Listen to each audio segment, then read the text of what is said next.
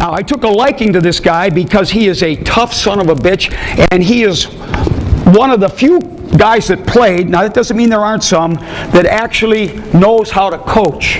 Now, most of the players say, well, you know, I did it this way, I did it that way. Do you know where my iPad is, the other one? Yes. Okay, etc. Now, what he does, okay, he has what you call quick twitch movements. Watch him, all right? He's really trying to do the same thing that Paul does, but watch the quick twitch and watch some of the things he talks about with his hips and the way his hand moves, etc. So I want to bring up here Scott Peters. I got to give him this microphone here, right? Okay. Does anybody not buy little steps, feet behind, hands in front? All right. Thanks, Coach McNally. I appreciate that. I didn't expect to speak, but looks like it's going to happen here. So we're going to just go over some things today. I wanted to share with you, following up with all the other great presenters. I think there's a lot of information being exchanged, and I wanted to maybe get a little specific about a couple things that may be of help to you. One of the things I wanted to talk about was minimizing exposure. I see a lot of watching film with Coach over the last week. And he came out to Arizona and we watched him film, and I've noticed a lot of players are keeping their hands wide. Not to beat a dead horse, I know we've heard all the boxing analogies, but I'll bring that back into play because I think there's a lot of parallels there when it comes to where you want to carry your hands and the reasons for that. You know, you could say that the chest is to football as the chin is to boxing. So I see guys just letting their chest be a doormat for people, and I don't like that because I think we have a chance that, you know, we should be doing more to protect that. So I want to talk about just kind of, you know, minimizing exposure and then maximizing the damage that we can you know, inflict. And I know Coach, you know, I know Howard just spoke about, you know, being aggressive on pass protection, which is I'm a fan of that. I want to discourage and disrupt the feet of the defenders. So Coach McNally talks about playing long. So those things come into play here. We're going to get into that angle A set a little bit. Just a couple little things that may be able to help you guys out if it's something you like. So limiting options. This is just a theoretical thing, just real briefly. Not to get too theoretical, but we'll talk a bit about it because I see guys too. Another thing besides just being wide with their hands and getting, you know, trying to get split down the middle. It's no fun when your sternum's getting collapsed. So we want to try to prevent that. So we're going to do some things to minimize that. But really taking options off the table. I see a lot of players that are just going, oh shoot, I mean, this guy could literally go down the middle and go to my left or to my right. I could get beat any which way. So I just tell players, and this is something, just a way of thinking, if you can kind of understand where you're vulnerable, that's a huge aspect of the game, because, you know, you're not always going to be, you can take things off the table. So in other words, and I'll show you what I mean specifically, but just as a concept, if I'm a guard and I'm blocking a 3 technique, if I just kind of, you know, trying to even up with him, and I don't know, oh, shoot, I hope he doesn't go inside, I hope he doesn't, well, what if he goes outside, what if he comes down the middle? You've given this guy, you know, ultimately a three-way opportunity, especially if you haven't protected your own chest. So what I like to do, and just think of it in this term, so if you have to protect your house, you got 2 doors in the house, and you got some burglar coming in, and you know you got a gun or whatever, you're standing in the middle of the house, you're freaking out because you hear something, you're turning, your head's on a swivel, you're subject to pretty much anything that comes your way. You're in a state of paranoia. Now you set your ass up to one of the doors and you aim the gun at the other door, and then you know you've kept that one door protected. Now you know you're vulnerable in one door, and that's the door across the hall. You have your gun aimed at that, therefore you can protect that door better. That's just the mentality anyway, if that works for you. But the point being is that you can take things off the table. So, and I'll show you what I mean by that, like just getting some body presence and things like that, where you can, you know, just for instance, if I'm pass pro, you know, if I'm a left guard, say, and I have a 3 technique, I like doing it inside out. Obviously, we're vulnerable on the inside, so one of the things, we're going to do some hand stuff, but just kind of keeping that inside move, keeping that away. So we can actually dictate, I believe this, so we can, in many cases, dictate what that guy's going to do in advance by giving him the path of least resistance, which would be outside. So I want to make sure my inside post is high, just that body presence, that presence that he sees, and that inside post hand is strong. You're going to discourage that guy from the inside move. So that's part of it, is discouraging people from things, taking options away, and we'll get into a couple things I'm going to just briefly touch on right now, what we're going to talk about. So I have a punch that I think is pretty powerful. Most people that have felt it feel it's powerful, and most people that have trained in it and have applied it have agreed, and that's called a pillar. We're about disrupting people's feet. That's going to go into that. Angle A, that was what Coach McNally brought up and showed you with Tyron Smith from the Cowboys, which did a great job with that. And I believe in that now after being a skeptic of it, but I think it's a great thing, and I want to show a couple aspects of that. We're going to get into a couple of the bull rush and how we can not only defend that but discourage that. We want to discourage that. That's a big point because you're subject to that. You're going to get more and more of that, and so especially when you're opening up. The long arm pass rush. How many people have a problem with that? Nobody? I know there's a lot of people that have a problem with that. So, all right, so no one wants to own it. Well, there is a problem with the long arm. So, if you haven't watched enough film, you'll notice. I guess the point being is I want to protect that. I have a couple things I'll show you for that, so you can give options to your players. Drop post. Coach McNally mentioned that. I know it seems a little backwards in thinking. Everybody talks about when we're post setting, posting inside as a guard or a tackle or whatever, we always want to set into the line of scrimmage. And that's a habit, and that's something we've always done. Well, that makes sense if you have if you can, but realistically, when guys are getting edged a little bit, you have to drop. So I'm going to show you a couple of things for that, and it's really powerful, but it's a little counterintuitive in terms of what we've all thought and heard for a long time. So regarding that. And I've got a couple drills I'll show you. So that's about it. We're going to get up here. I'm going to do, this is Coach Pugh, Ryan Pugh. He's an assistant offensive line coach for University of Cincinnati. He decided to be a glutton for punishment here and jump up on stage. So I'm going to, what's that? Can we take your notes? Yeah, I'll sit here. That's all right. So I'm going to show you before we even do much with the hands, because I've got some clips of some clips that we're going to show you too as to each specific item I mentioned. But I wanted to get real clear about my hands because I call it guard. I know Blaze Winter, he mentioned last night about how you want to keep your hands protected. The boxers are here. Well, I like to carry my hands here, and I call this guard. I mean, it's just it is a fighting reference. But if I have my elbows tight, my thumbs are up, and my shoulders are actually rolled forward, I see a lot of players here, and some players here, and I personally think, you're just inviting a stab. You shouldn't.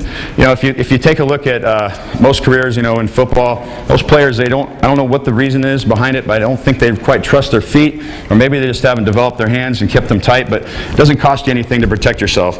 And I think it's important we do that. If you look at some players, back to the boxing analogy, guys that use their chin as a setup tool to win don't have a very a good post-career. And take out Muhammad Ali, for instance. He set people up with his own chin. We don't need to do that. And this is football, but I wanted to reference that. So what I call this as guard is our hands are up, our thumbs are up, our elbows are bent.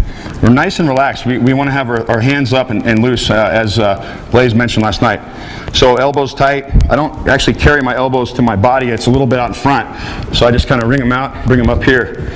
Now I can actually deliver, I can attack, I can defend, I can counter, I can do all that stuff, and I'm loose. So even if that hand gets knocked down, it's not the end of the world. I'm not in bad shape. Again, my shoulders are forward. I can deliver a lot of power behind my strike. So that's what I call the guard position. So the best thing about that is even if you don't deliver a strike, at least you're not, this is hard to defend if you got a guy coming straight down the pipe, so that's something we can work on, is getting your hands up here, nice and compact and very loose. So mention that.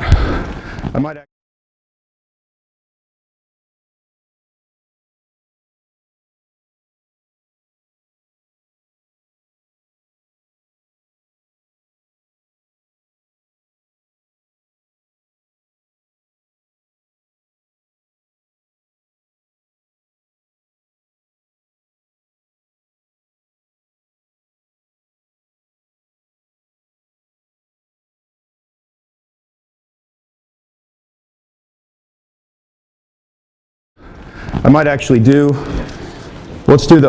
the technique stuff here. So I'm going to show you how I throw. This is a pillar, and this is really just about disrupting the footwork of the defender. It's a very quick inside stab. So let's just say that here, again, I'm a left guard, and coach is a 3 technique, and I noticed that. You'll notice that guys that are pretty good, they're not going to give you that chest, obviously. So a lot of players are looking either that are throwing punches or throwing big haymakers down the pipe, and what happens is they get caught out here with their butt outside, so their butt leaning back, and that's why many guys have gone away from really kind of throwing hands. So I want to still throw my hands. I want my hands in, in my stance, and I want to make, the thing about this pillar is it makes contact when it's fully extended.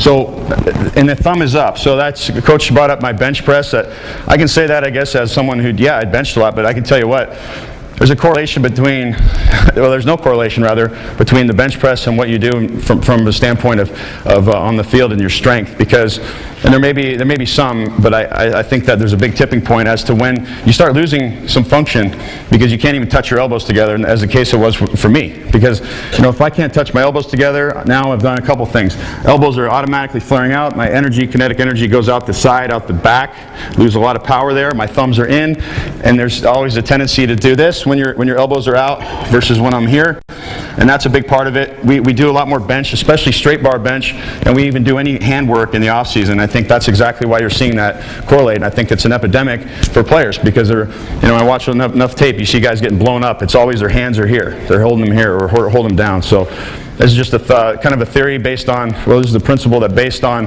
that I found that's common among a lot of martial arts disciplines, whatever. So it's about extension and length, and the power is not driven from the press, it's from the speed to the lockout and to the extension using the subscapula. So the arm is already locked out by the time he runs into it. So like I call this a post if it's one hand, he's running into, you know, his sternum is running, or his shoulder is running into a post, you're going to experience, you know, some whiplash here. So that is not a huge investment on my part to do that, and I'll show you how this works. So what I want to do is my hands are here.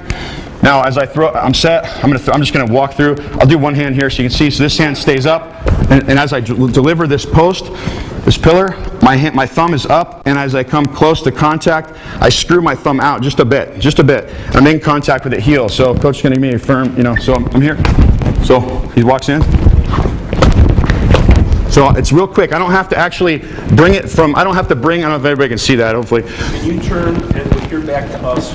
Yeah, sure. You guys want to stand up and watch the whole thing because you're not going to get those from anybody else. So the elbow's in, so it's like I'm not going to go hard here, I'm just going to show. See back here. Can everybody see? I'll do a couple angles. So I'm making contact. It's easy for me to just extend this arm. So I'll go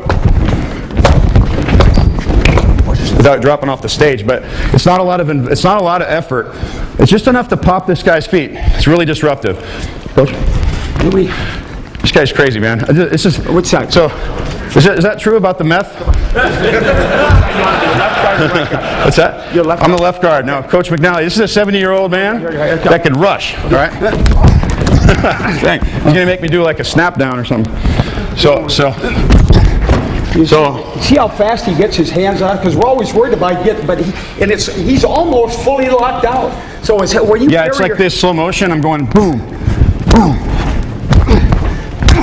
And he's locking his hip at the same time. My hip thing is when he does that, he locks his hip. I didn't understand it at first, and then I started to do it. And then when you snap the hand and you lock the hip or whatever you... Well, my back hip, okay, so my kick leg is going to be involved in this too. I'm not leaning, of course. That's a problem for most guys that throw punches. I have a little bit of flexion or extension in my back hip and my kick leg. So as I have a lot of power here, it's structural power. I can actually, see, I'm not moving. I'm not leaning rather. My hips stay engaged, my lower back is arched, everything's tight. Boom, I can deliver. I can stop him. I'm not invested, I'm not out anything. This is easy, it takes repetition. So I'll show you a drill really quickly that I like that teaches players how to do this and execute it. It's a weird coordination. If you notice, this is another fighting art tool. Extension of the punch is not just here, it's a plus. Guys that throw the punch, and the purpose is because they're getting extra snap as they also protect their chin. So I'm here, boom. It's that extra piece that's going to get the guy knocked out. As the hand comes across, it's that subscapular pop that you get. So these are called subscapular push-ups. This is really the best way I know how to show people how to do it. Elbows don't bend, thumbs are up. I'm about like my arms are the shoulder width, and I'm not touching. All I'm doing is trying to touch my shoulder blades together and press. The elbows don't bend. You got a lot of power, so Coach is going to lean on me just a bit so I can demonstrate, here. I'm just going to show you guys, can you see? So he's going to lean. See how much, my elbow doesn't bend, but look how much power I got. It's a lot of power. You can stop people's feet with that. Yeah, sorry. So when you do that, could you keep your head and body back too so they don't think you're leaning in? Hey, I don't mean to be lean. I'm just trying to show everybody, you know? I- Yeah, so we'll do that with the pad. You don't have to lean with this, and that's the nice part. Because I get it. You don't want to... Let's do... actually, we don't need that. So we're going to do... You guys have probably seen that timing punch drill. Have you done that before? So you walk in. Our guys are here. They're punching. What I'm going to do is I'm starting with my elbows and arms already locked. So this is a finished position. Kind of teaches it. I find it's a good way to get people to understand it, know their range, and know what it feels like at the end, so they can work backwards and really master this. So, coach is just going to do like 3. He's going to. My arm's already locked out. See, my elbow's never once bent. I don't know if you guys. Is that enough to rock your head? Yeah. So it stops the feet. We're not going to obviously throw them from there. We're going to have our hands here, but we can deliver enough power without compromising our balance too. So that's we'll get into the. You guys have any questions on that right now? This is the guy that's on his edge, pretty much, he's talking about. Other than the push-ups, are there any other weight room types of exercises other than bench to develop that subscapular? You can do some stuff with, you can do dips with that. I mean, guys are going to, I know bench, it's like asking the football people not to do it. There's the belts. Belts? Yeah, there's a, I mean. No, dumbbells. Oh, dumbbells. Yeah, I mean, if you're benching, I think the thumbs up is important, you know, because everybody's talked about that in here. So why would we practice anything that's not that? You know, I just know that as a player, it hurt me. So, you know, I know I feel pretty strongly about it. I think when we're out here, it's just you build that muscle memory, and then you get your hands have this tendency. And if you watch film, what are the percentage of guys that do that? You know, because everybody's doing this flat bench, but. Scotty, without disrupting, could you show the guy maybe pinching inside from that 3? Yeah, do you want me to do the drop? I'm just saying, however, whatever it is, but I mean, you know, he's going to go in, he's going to go out, he's going to all those things. Yeah, we're going to do that. I'm going to show, okay, so this is called, this is a single post, okay? So if this is what I wanted to mention too. I don't know that I talked about this yet. So here's his chest. Everybody's trying to go for the chest. I'm not necessarily trying to do that. I don't know what I'm going to get in the stance, but I know that what's available for the most part is this big pad right here, and I know that's right there for me. If I can touch that, and again, the whole point is I'm not trying to decleat the guy. I'm not trying to hit a home run. I just want to disrupt his feet a little bit. It doesn't take a lot of effort to do that. So I'm a believer in it because I've seen it. I'm skeptic because I've had to put it through the test a little bit, but it seems to be a really effective way to go. If I'm a guard again, so coach is going to come up. I'm just not going to, if you guys can all see him set up, I'm going to touch here. I'm going to touch there. Now that's not over, right? This is my other hand. It's a bait hand in a lot of cases if he's up here. I know that if my hands are up, you won't see it a lot in the film where the guy's hands are down because no one's going to key that hand. But a lot of the players are keying and trying to chop that outside arm, right? So I already know that. Remember taking things off the table, setting this guy up. Now he's going to, I've posted, he's going to chop. I'm going to take him here. I'm just going to widen him. It's over. But this hand was probably going to have to refit as well. So as coach, as I touch the shoulder, his hand may come up underneath. I refit, she chops, and widen. It's a very conservative way to do it. It's very effective. It's a skill though, so it takes some time. Guys have to work that. But he's always locked, correct me if I'm wrong, he's always seems to be locked out. Always locked out, yeah, because I found it's really hard when, and then on the inside rush or the inside move, we'll show that on film, but coach brought that up. When a defender's going inside, you'll see here everybody's taught to do this right now. But what happens is my arms are bent. Now I'm having to hop back and get that separation to come back to extension. So instead these crazy stuff happens out there, so you can't figure this is good for everything. But as a principle, the hip, when it's extended, is extremely powerful. It's where the power comes from. So as coach comes inside, I'm going to have to come here. So I bring my hip back. If you guys can see that without breaking the equipment here. See if I did it from. Can you show that again? Yeah, well, I'm wondering what the best angle would be. Probably facing. We'll do facing and behind. He talks about engaging his hip, So, whether it's just a straight. Here, maybe stand here. So you're going to cross. I'll cross there. Okay, so we're walking through, so coach is crossing. Okay, now he's crossing my feet. Here, just give me your chest. So, see how I'm here? He's getting on this part of my body. Now I have to bring my hip back. But see, I'm not just bringing it back and leaning. I'm bringing it back and forward. So, boom. So you feel how strong that is? Can you turn this way, Scotty? Yeah. So sorry. Like bullying him, man. Yeah, put your butt this way. Okay, Yeah. so this is just, I'm going to show you just for the sake of the drill, that this is my inside arm, and coach is pressure on this side. See, my foot's back. But it has to do with my hip. My hip is the power. Buy a couple beers afterwards. So, yeah, that's really powerful, though. When you see people that lose power, it's something to it. When you look at the hips being behind the body, somehow the elbows flare. We're not doing any of that. The hips forward and the elbows are in. And that's Show a punch on a 3 with your inside hand like he's just a 3, how the inside hip engages. yeah. So I'm just walking the field. Set, go. His right hip is engaged now. My hip is engaged. It's here. It's not behind my body. So I can stick that again with, and you don't know what the surface will be, but whatever your point is, maybe the shoulder. I like the shoulder because if you can stun this guy's feet, it's like a lever. So the wider you hit on that shoulder, how it does it, it makes his whole body turn a bit. And all it is just a moment for us to stop his feet and not give this guy a chance to run through us. So, which is an advantage. Is that good for that? Okay, so we're gonna call that the pillar. Obviously, you can do that in both hands, but I find it pretty effective.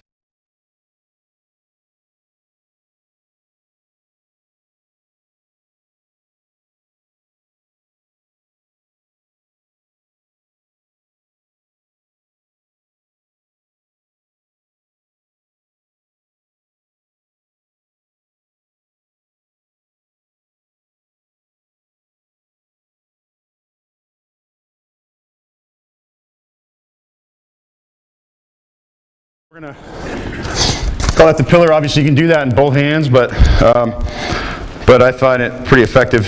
And I'm going to do the angle. For like an outside rush tackle, yeah. Still going to use the inside hand first? Well, it just depends on the situation. Because, I mean, angle A, for instance, we're talking about... He showed with Dallas, flatter angle, he's going to use the outside. Yeah, let's show the angle A real quick. I've got some cut-ups we'll talk about, but if I was going to do...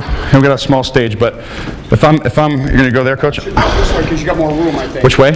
Well, you face this way, like I'm facing you guys? And you be over here. Got it. Okay, so I'm just setting out or whatever, and just, yeah. Here's the wide guy. Okay, so I'm kicking out flat, touching here, and then boom. Okay? It's you're touching, you're not trying to knock him off his feet, but you saw Tyron do it. Now I was very skeptical on this because I'm like, how does this work? Well, what it does do, from what I can tell, is it keeps our shoulders fairly square. How many guys do we talk about in this room about how shoulders are turned all the time? It's everybody. It's almost not everybody, but a lot of people. So if I can stay square, touch, boom, boom, I got here. I'm just making contact enough to disrupt this guy's feet off the ball. He's now not nearly the threat he could be if he has 3 hard steps upfield and he's running fast, right? Quarter of the guy. He's not going all the way to him because the guy will beat him underneath. Yeah, I'm staying inside out like you saw the tackle from the Redskins. Yes, sir. That's very good, but what happens if the player has shorter arms? Shorter arms? Maybe you play center or something? I'm just kidding. I don't know. Let's say it's a guard and you just have shorter arms. Everything is good when the arms are long enough. You know, this is not, maybe in that case, if you don't feel like, it's something you might have to try, but if it's not working out with shorter arms, there's other ways to do it. And obviously, If you use those arms, I don't think it's got anything to do with the shits. How quick you lock him out and almost hold him full. He'll demonstrate like a guard on a 3-4. yeah, we'll do that too. But that's true. I mean, I've seen guys that have quote short arms and they're still very good with their hands. So it's just really more so about where they're protecting them, where they're carrying them, and how quickly they can land them. Because I'm not doing a lot of exertion. I'm doing this. It's and this actually works. All right, we'll do one more as tackle. So I'm not going flat, but I'm going at an angle. So go. So touching here, and then as he comes upfield, I'm here. Even if I engage this guy wide, I can then turn him. If you look at the width, now we talk about not turning, and I don't like to talk about turning, but if you get a guy up here from a distance because you got more width, you just met him way out wide. We're talking about maybe a 9, a wide rusher. Now all of a sudden we turn him and we walk him upfield. So you're protected there. I like it. It's a great option for players. It keeps us square. See a lot of guys that are sitting out here, they're kicking 3 kicks and they're opening, their chest is open and they're done. So that's the angle A set. Coach McNally developed that, and we're adding little tweaks to it, and it's great. So hopefully, does anybody have any questions? You okay, sir? Yeah, on that angle A set. Yes. Show me where your hands are. Where I'm setting. Okay, my hands are here, always here. So I'm protecting myself. I'm kicking here. I'm touching and that thing touches. It's always a timing thing. My thumb is in on the outside hand. Okay, I call this a 1-2. So 1, 2. okay? So now I've just touched the hand. I've done something to disrupt his feet with this hand. I'm not overcommitted. I'm inside out, this hand. Now I can take this, and now if he wants to go, he's only going to go that way. He feels disrupted. He's not going to come inside me, okay? He's going to try to go upfield immediately unless you overset, which we're not going to do because we're staying inside out. Yes, sir. When you lock out, there's no upward lift, it's just, Like upward lift, like grabbing and lifting? yeah. Well, if I happen to get I want to get my hands secure and fit. I want to seal it up and lock him out. No question about that. I'm talking about the first initial strike. If it's the shoulder, I'm not going to grab and try to lift him there because that's not ideal. I'm going to refit that hand and work for better position. But what I've done is I've neutralized this guy, made it like a lot harder for him to punish me upfield because of his speed, you know? Can you show them the difference when you use your inside hand, how the thumb is out, different from the outside? Yes. So the landing of the outside hand, now this is, it's like 1-2. So the one hand is the outside hand. I can't really do it this way. My wrist doesn't bend that way. It's not going to be effective. I'm just going to touch with this hand. My thumb is in this case. Just touch, and then this one comes. This one comes to that pillar. Touch, boom. Touch, boom. Okay? It's making contact with a straight arm, but I'm in great position because I'm inside out. Does that make sense? So this hand fits nice right here because it's just a perfect cup. My inside post hand. The outside hand is open. Yeah, this one just happens to touch down. This doesn't matter. This is just a little bit of this is just a touch and disrupt. What he's saying is, I don't mean to interrupt him, because he's got a lot of things with his notes. He's not trying to grab the guy as much as stun him to reroute him. Stun him and refit. Notice how quickly his hands are up and in front of him. I'm all for grab and go. I'm not saying we're just going to hit people and let them go back. This is just a situation where whatever's available. If the guy's chest plate, look, if I touch here, great, and if I'm here, I'm going to take it. I'm going to lock him up. I want to tighten my elbows down. I screw my thumbs out. I got my elbows down, and I can do what I have to do now. It's just more just kind of taking away this guy's advantage off the snap because this is these guys are running full speed, so it's tough. We're trying to just limit their opportunities, as I mentioned. Does that make sense? It's good? We'll move on to the next one. What do we got here? What is I've that? been working with him all week. The thing I notice is how quick he gets his hands on you. He doesn't hold them away from his body at all like this. It's almost like he's not a full lock, but he's all, and everything is, and if he's into the guy here, he might just bring it back. And I mean, he can explain it better than I can. It's hard.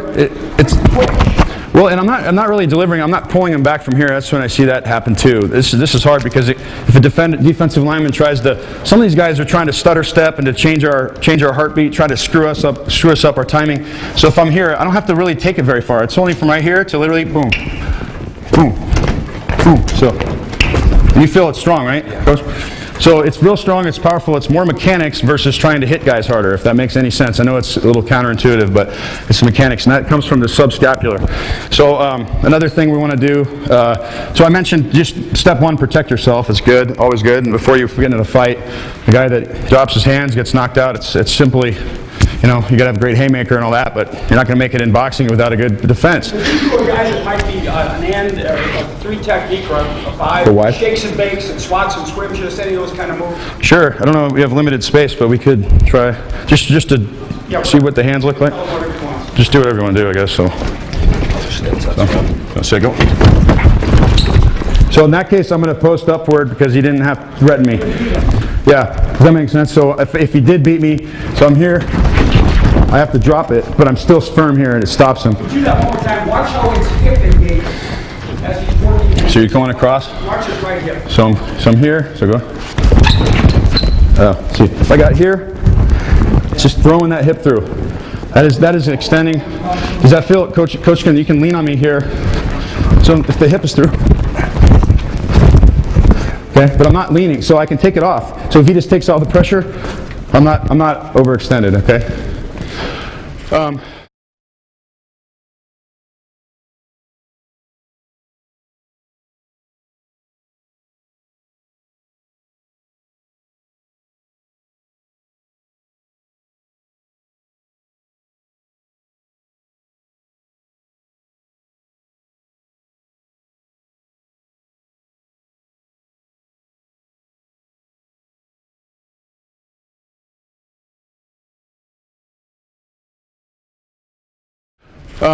So a bull rush, I've got a video we're doing, Coach, and I think John has it. It'll probably be on the Cool Clinic thing. We've got 5 techniques to stop a bull, but I'm going to show you at least one today. Pretty effective. This one's really simple, and it's a good one for everybody to know. So my hands are here. I shoot my hands and I miss. Coach has got his hands there. All I'm doing is I'm not disconnecting. Like the hop, all that stuff, I agree, is a great tool for everybody. But this is another tool if you're just getting pushed back. So I call this the cuff. So the pressure, we're not going to go. I have my hands on something. At least I have pads, but it's almost like a lever, a handle. You know, Coach is going to put a little pressure. I'm not going to take him down. So I do this. Boom. Okay. I snap the hands together. The cuffs his hands. It takes the leverage away because I'm hopping at the same time. So I'm not going to take you down, but push. I hop and he's on the ground. It's very simple. Not really a trap. It's not a trap. I don't disconnect my hands. I use my hands I grab these. Oh, I don't want to. Gotta be ready then. Yeah. So just push. Okay. So you're right. So all I'm doing is snapping the hands. I'm snapping the hands down. You're right. Yeah. I'll buy him 2 beers now. We practiced that. Yeah, so you snap, it's just the wrist coming down. So Coach, you can try it to me. I have you, and then all he's gonna do is boom, yeah. And then what does it is the distance. So he has to jump back almost. It's not quite hopping back like the traditional hop we're doing. To stop it, it's almost like your hips come back. It's boom. You're feeding his face to the ground. Next. Its elbows make contact. So if you notice here, we're not going to go do it anymore, but up here, see how I am? I don't want to miss, I don't want to come up here. I don't want to do it here. It's like right, my elbow's going to make contact this point here. So, boom, okay? You guys see it? And this thing actually can be like a handle for you. Boom, you can slam it. You know, you shouldn't have to raise up too much, but as you get better at it, it's just, all you're trying to do is get the guy to this position. Okay? That's one of the techniques. We got a bunch more, but they're all simple and they're easy. I like having a number of them because you don't know who you're going to deal with. You might have a guy that doesn't work on. So I'm trying not only to defend it. Obviously, step 1 is defense. What's the long arm?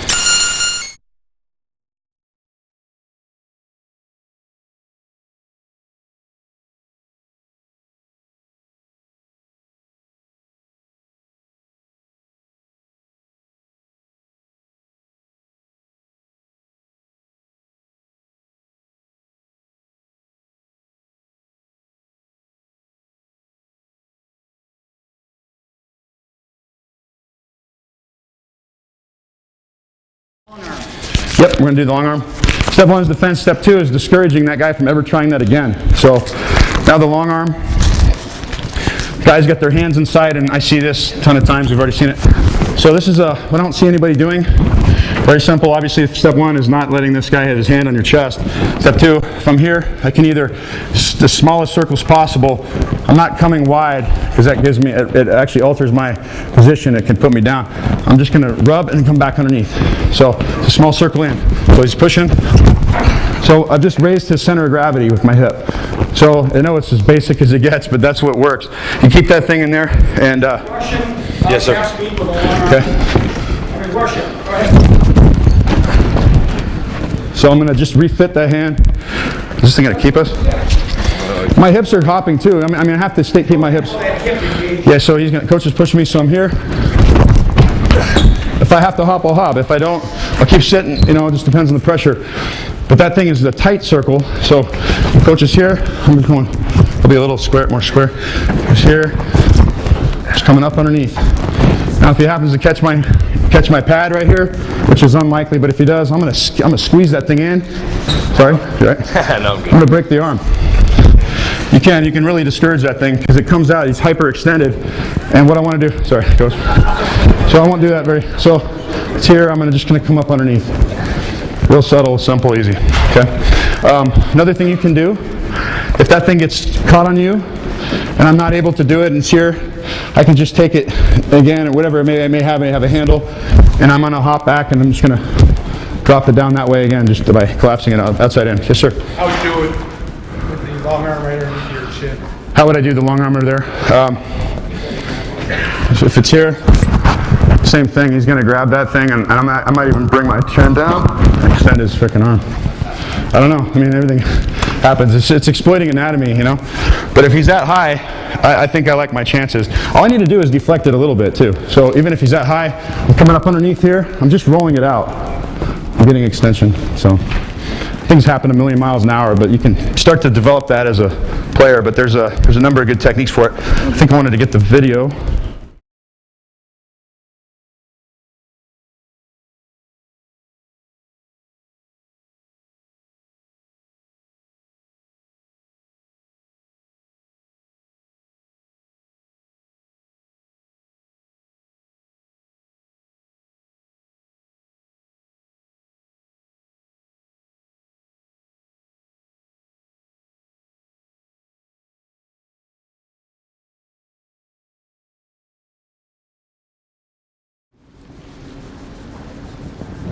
So there's that pillar in the right guard. This is not an example of someone doing it right. This is an example of an opportunity. If you kind of look at the guy's shoulder here, this is available right here. Boom, touch it.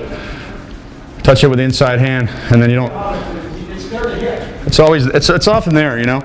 If you take, this is right here, you got another opportunity. This guy doesn't, he tries, but he's not, you look at his hips are behind him. Whatever. So this guy here just doesn't connect. I mean, that thing should be hit on now. Boom, touch it, disrupt him, widen him. Not wait and accept this. He's off balance. Notice he just says touch it. Yeah, I'm not trying to crush it, you know, I'm trying to touch it because that's enough if you do it properly. Here, what do we got here? This is an opportunity again for angle A. This isn't working. Whatever. And angle A isn't this. Angle A. I mean, the normal kick slide angle is 45. See what happened? You've seen these guys. Yeah, sorry, coach. These guys are turning, so he's creating that short corner. So angle A could potentially kind of shut this guy down before he gets started. So that was what coach showed you with Tyron Smith from the Cowboys. This is a guard doing it, or not doing it, but potentially this is a situation. So you can see what he's doing here. I'm not sure what he's doing here, trying to club him, but turning, lunging. But an angle A set would be effective here with that inside post.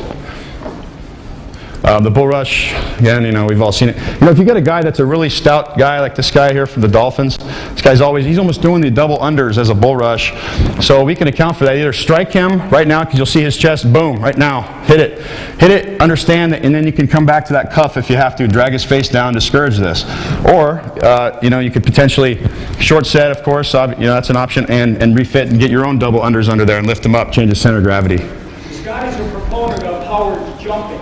Everything, he was kind of showing a soft setting, but he would prefer to jump and get the pillar, if, you know. Yeah, I like the aggressive stuff. And then still here's another guy bull rushing, but so this guy gets caught, hands down, just comes up underneath. So all these options are available for us. So here, you know, a lot of options there. You can just, obviously he's off balance, but you could do that cuff drill. And then here's the cuff. This is some pads on it. You already saw me do it. It's really easy.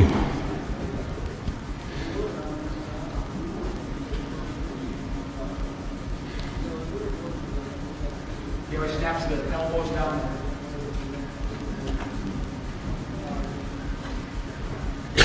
You see how I jump too? Just the jump or whatever, you know, you just need to get separation so you can distance yourself. So here's a long arm, if you guys already know what it is, but it's just devastating. So if you watch these guys, if they just sink that, if they snap that arm back inside, number one, they should be protecting. Watch right tackle, 77. Let's get lit up. Not good. So there's a post leg drop. You know, again, we talked about it. These are situations where the right tackle is not, you know, he's getting beat. He needs to separate and keep that left arm long, put pressure on that shoulder so he can get himself back over there. Sometimes you might have to actually give a slight club.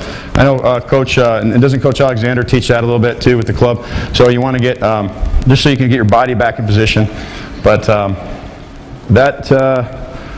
think that's the last one.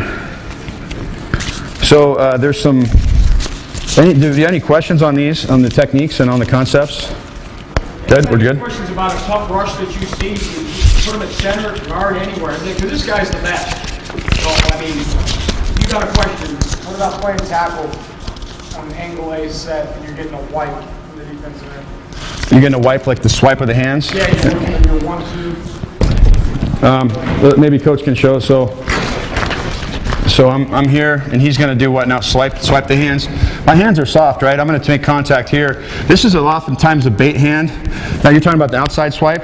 Yeah, when you're doing your 1-2. You know, Okay, I got. Oh, the A set. Okay, yeah. So if he knocks this hand down, Sure, or he's just Good luck. trying to time out your hands. He's, you know, I see. Yeah. So even if he, I'm very much in control, and that's important. So if I come here, he knocks that down. So knock it down. I'm still in good shape. I'm not really. I'm loose. That's the thing. I'm not like, you know. So if I come here, he knocks it down. I'm still good, but I'm not. You know, he's a step up field, but he's really not in a position where he can edge me or anything like that. I'm inside out, so I don't know if that answers your question. But be loose with it. You're not coming out here like, you know, this is where I get beat. You know. So it's really loose. That one more time. So I'm here. Touch. Okay. So even if he knocks it down, he's still disrupted. He still has not advanced himself. So we're back to. I would rather start him there, you know, than start him back a few yards deep. So that's pretty much all I have. If there's any other questions, I'd take them. But Coach, Sure, just real quick. Tilt nose on the center, real tight tilt nose. Quick swim on the snap hand side. okay. You got to get depth for that. Depth is important. I mean, I think your offhand is big. I said depth, you know, because you're worried about getting that snap hand caught, or just, you know, getting. He's swimming the snap hand. You do it, line up at nose. Yeah. So your snap hand, I'm right. So I'm here, and he's at tilt. So I'm sitting here, and you're gonna swim like that, right, Coach? Okay. So there you go. I've gotten depth. My feet are helping me with that.